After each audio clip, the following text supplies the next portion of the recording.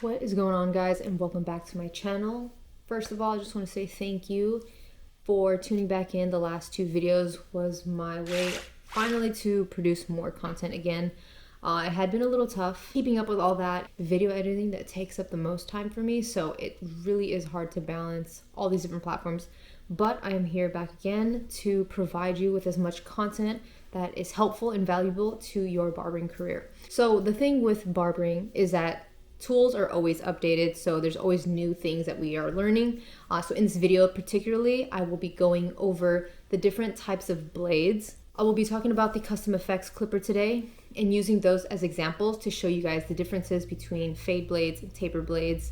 We're going to talk a little bit about the material. So if you guys are here and you're learning for the first time and you don't know much about blades, then you've come to the right place. So I'm very excited to share that with you guys here today. Here we go with the first tool. So when it comes to the Custom FX clipper, I'm going to show you guys two that I've made, and it's these two right here. This one I got inspiration from one of my shoes, and this is how I came up with the colorway.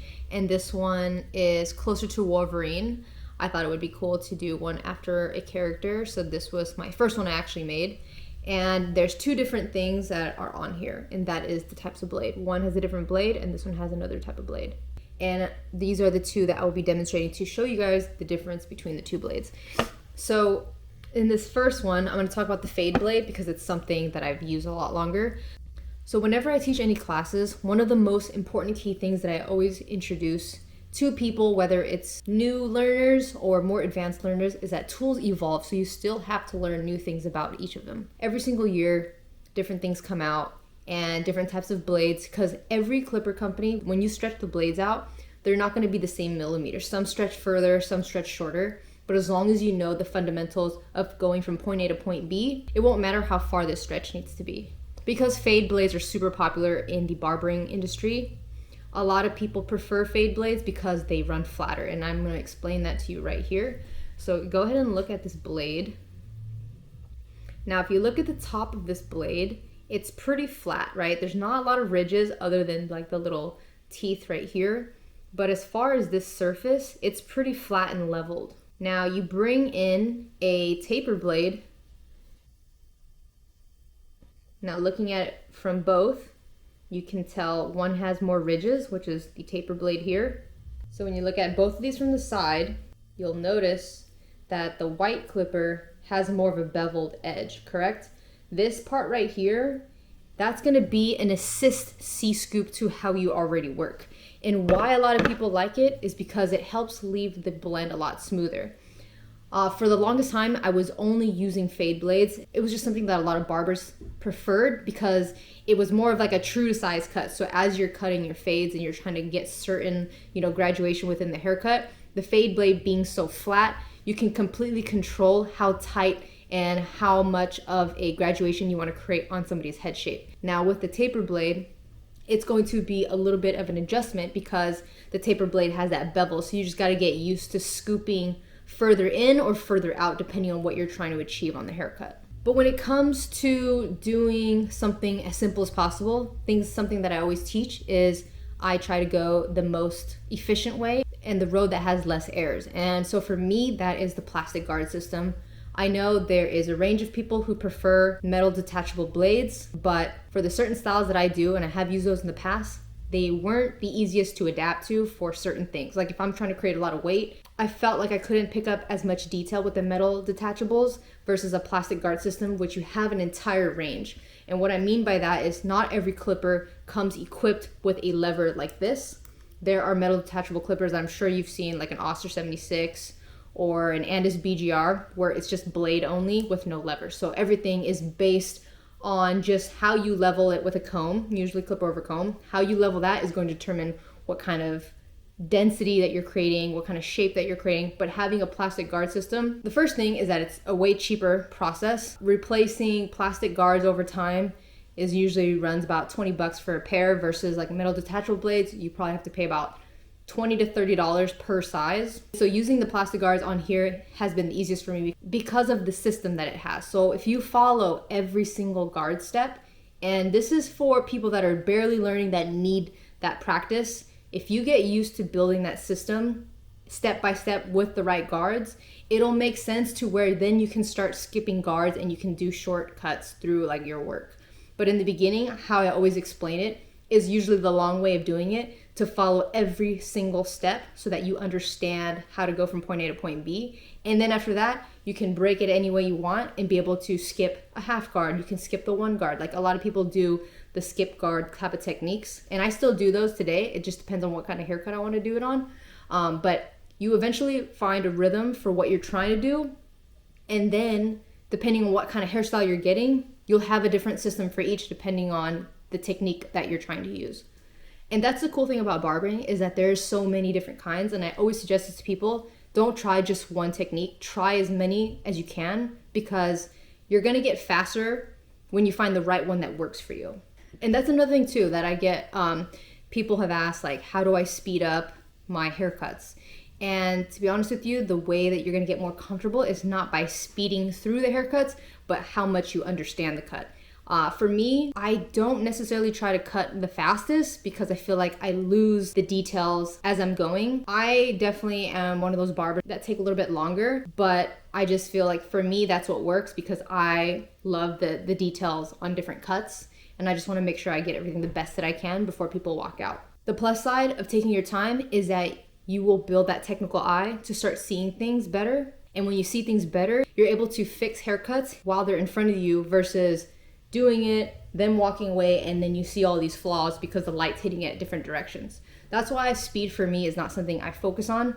And that also depends on a variety of things. You could be working at certain shops where there is a time limit, so there's not much you can do because you have to probably follow the rules of the shop. I have worked at places where it was 15 minutes, 30 minutes, other places that were like, they were open to doing an hour. So there's different ranges for what type of shops that you are in, but finding the right place definitely makes a huge difference. Like I've tried the super fast ones. I've tried the neighborhood shop that literally does like $7 haircuts and it's just like back to back. I've done those fast. I've done all walk-in shops. I've done appointment shops. And so the best thing about that is that I've been able to really experience what each of those type of places are, and it helps me decide where am I best fit for these type of businesses. Like what works best for me, what is my happy place. And I think that's what's hard for a lot of people to figure out, is that we get so focused and stuck on feeling like we need to just cut fast, but that's not always the end goal that everyone needs to reach. There is a lot of people that actually cut slower but are able to charge, double, triple, quadruple the price of a regular haircut. It's definitely out there. I always scale it to salons. So in your area, look for a salon. What is the highest price that they pay on a haircut? I usually calculate that the same way that a men's haircut could potentially be. And that's how I scale like the market depending on where I'm at. And as far as like LA, as you guys know, haircuts here can be pretty pricey, but also at the same time, haircuts in LA can also be very cheap. You have the full spectrum just like anywhere else, but depending on what kind of barber you are or hairstylist, you kind of find the range of where you feel fits best. And that's where, building your value and finding your worth starts to happen as you maneuver through what is the right fit for you. Okay, so a little off topic, but let me go back to the blade system because this is a very important part. And one of my favorite things about the custom FX is that whatever colorway that you create, yellow, there's over 1 million combinations that you can make. The cool thing is that you'll never get it mixed up with other people because it's specifically your own. You'll know the details that you have on it. But one of my favorite things outside of the customized colors on the outside is that end blade. And one of the other things that I really love, when we first started using clippers, and I'm talking about like 10 years ago, there was only stainless steel that I've ever seen. Anything I ever talk about is from a personal experience that I've gone through. So with other blades, I remember them being just regular stainless steel. Sometimes the blades would get dry, so you have to oil them. You constantly have to soak them in a clipper wash and let it run so all the hair falls out. There's just a bunch of things that I've learned since then to not have to do so I can maintain my clippers for longer without them getting super jammed up. But one thing that I really do highly recommend for you guys is not to over oil. I know that doesn't make sense because people are so used to oiling literally every day, but what happens is when you oil your clippers too much, the hair attaches to that oil, and the oil is sitting inside, so you get a lot of jam. So what happens is when you put that guard on and you're trying to cut across, it usually folds the hair versus cutting the hair. And I'm sure you guys have experienced that at some point. It's happened to all of us where it's like, why isn't it picking up? And that's why people resort to metal detachable blades, because you get a cleaner cut off one rip, right? But the cool thing with new tools and technology is that blades are very much improved from way back. So the blades are better. The types of metals that are going into the blades are better. Two of these that you might have noticed is that they're both black. So what this is a black graphite blade. Now with black graphite blades, they actually self-lubricate, so they don't get as dry, and that's just the high quality of the metals rubbing against each other. And when it gets dry, what I mean is you can literally feel almost like a gap. Like it's dry because it feels like the blades are not touching against each other, and it's almost like the hair sliding within. And that's when you do need to oil, so you can get the blades to be able to pretty much rub against each other and be a lot more smoother. With the graphite blade, I haven't had any trouble with the dryness, and that is actually one of the pro features about graphite blades. Another material is DLC titanium. Okay, so I don't have the other trimmer. I couldn't find it for you guys. Sorry, I couldn't find the other trimmer, but what I mean is the DLC titanium is usually the gold ones that you see, which you'll find on like the Gold FX trimmer, the skeleton ones. They have that gold. That's a DLC titanium blade. And those are very sharp. I love those. If you have those are really nice because you have a standard blade on that, which is really great for edge ups and super good for also bulking. So you get, the benefit of both. And that blade sits right in the middle, so you get the best of both worlds. Coming back to graphite taper blades, what introduced me to really love them, and if you guys remember the Black FX clipper, this came out, what is it now, like the end of 2019. So I know these ones are hard to find, but they are out there. This is one of the first clippers that introduced me to that graphite blade. I remember we had a test blade, and this is actually how it happened. We actually had this test blade specifically because at the time when the FX series came out, you guys remember there was the gold, there was the rose gold, and that was it. And then silver came third a little bit later. But this was the first fade blade that I actually got to demo when we test out products and stuff. So when it came around to doing the influencer collection, the one with me, Rob, and Hawk, I remember telling Dennis, and Dennis is now our director of marketing for Babyliss, and it's pretty incredible what he's been able to do because he started off as being my education manager pretty much for all the shows. Like he was our go-to guy. He would go on stage with us to now being able to really push the new market for tools for Babyliss Pro. But I remember telling Dennis, I was like, hey, I know we're coming out with these new colorways. Is there any possible way I could get the black graphite fade blade on it? And that is why you guys now all have seen that this Black FX clipper comes with that fade blade. I got to demo it once and I literally fell in love with it. I was like, this is too good. I was like, Dennis, we have to please put that fade blade on there. I think people would love it. And so that was the only colorway in the influencer collection that came with that fade blade. So thank you, Dennis. Thank you, Babyliss, for allowing me to do that because it was a game changer. And now the people that have tried out the Black FX always mention how much they love the blade. So again, guys, thank you guys for supporting the Black FX. All right, so let's get back to these tools. Also, let me tell you why I like this taper adjustment. It's pretty crazy because I've never been a salesperson or someone that just wants to pitch things. I never thought I'd be good at it. These tools pretty much sell itself because once you use it, you'll notice what's so cool about them.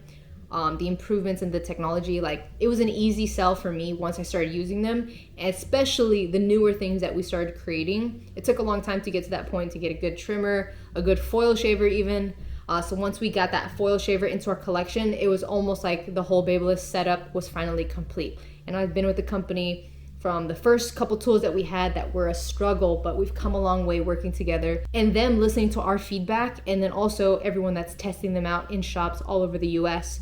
We come together and then we create these reviews for them and they listen to us, and it's been pretty cool to see some of these tools now come to life after a couple years. So if you guys are interested in what a good clipper would be, I highly suggest the FX clipper because it's so easy to use. Like, honestly, it's less focused on the tools and more focused on you building that relationship with your client and trusting and knowing that your tools are going to do exactly what you need them to do. Another thing that I love about it is the taper adjustment right here.